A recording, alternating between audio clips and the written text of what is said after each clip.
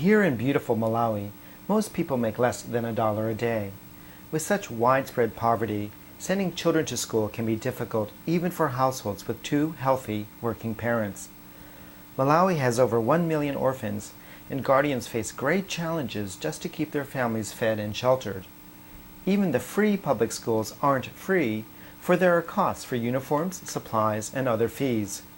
If guardians are short of money, they'll attend to their own children's needs first. Most guardians have no means to give the orphans who live with them adequate food or clothes, much less money for education. All too often, orphans are neglected, saddled with chores, or made to do manual labor. The reality is that poverty begets poverty, which means that these orphans have little chance to pull themselves out of their impoverished situation.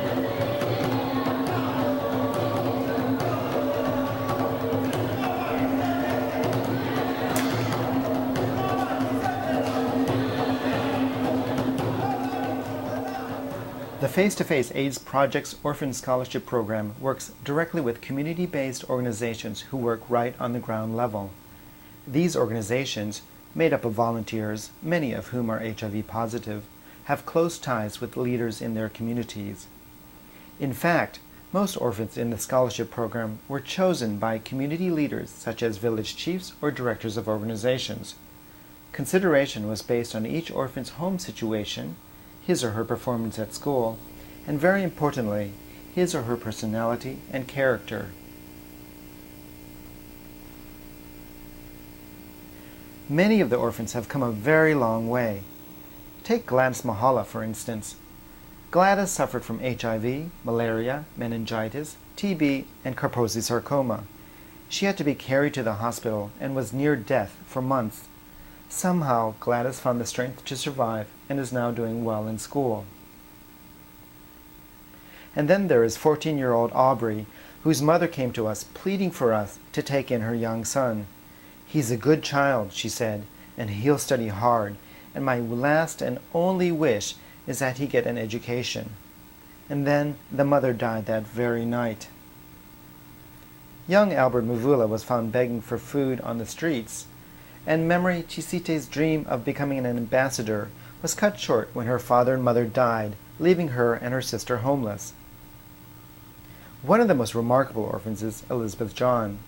Elizabeth had been orphaned and abused, causing her to develop full-blown AIDS at the tender age of 14. The director of a community-based organization took her in, cared for her, and sent her to school where she did extremely well. But when Elizabeth reached the age of 16, her extended family took her to their village and married her off for $25. It took much work to get Elizabeth back, and the decision was made to send her to boarding school where she would be safe from being forced to return to the village. Here's Elizabeth now with a message for her supporters around the world. Hello, my friends of America. My name is Elizabeth John, and ndikuthokozeni kwambiri chifukwa ndithandiza maphudziro anga. Komanso ndikufuna ndithokoze nthawi imene kuti ndinali pa school, ndimayimba school ya local. My name is Elizabeth John. I want to greet you all my friends in America and to thank you for all the support that you are giving me. I was going to a local school and my guardians had forced me into a marriage, but now I'm being sent to a very good boarding school. I'm very thankful for that and for all the support also that he gives to my other friends who are orphans. Please come in Malawi, come.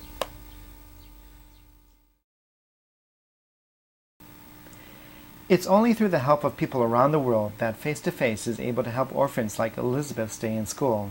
And that's why Elizabeth, pictured here in our Malawi office, and Albert in the yellow, and Aubrey in the white, it's only through generous support that they all are doing so well both in and out of school.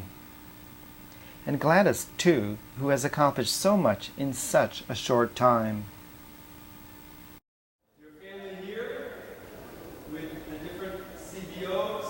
You've got your family in your village, you've got your family of friends. And this help is much more than just school, for it also provides a community to which these children feel like they belong.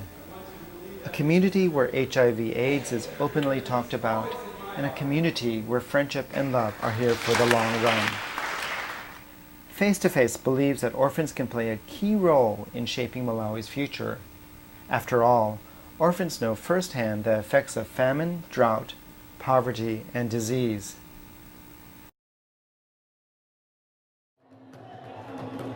We encourage them to think about how they can combine their abundant energy, spirit, and education to dream of improving their own country. Instead of a banker, to dream of becoming an accountant at a nonprofit. Instead of a doctor, to work towards a degree in public health, which allows them to be working in the field after just a few years of study. Instead of a businessman, to dream of being an educator.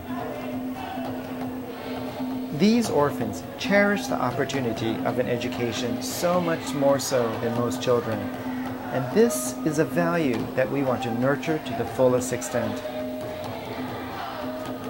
With the help of all of our supporters, we can indeed show these wonderful young scholars that their lives, no matter how difficult and painful it's been up to now, can bring happiness to themselves and to their communities. And for these young scholars, so full of energy and spirit, their lives may someday be devoted to helping others in their country experience the same happiness and joy. From an exuberant celebration in Lilongwe, Malawi, this is Ken Wong, the Face to Face AIDS Project.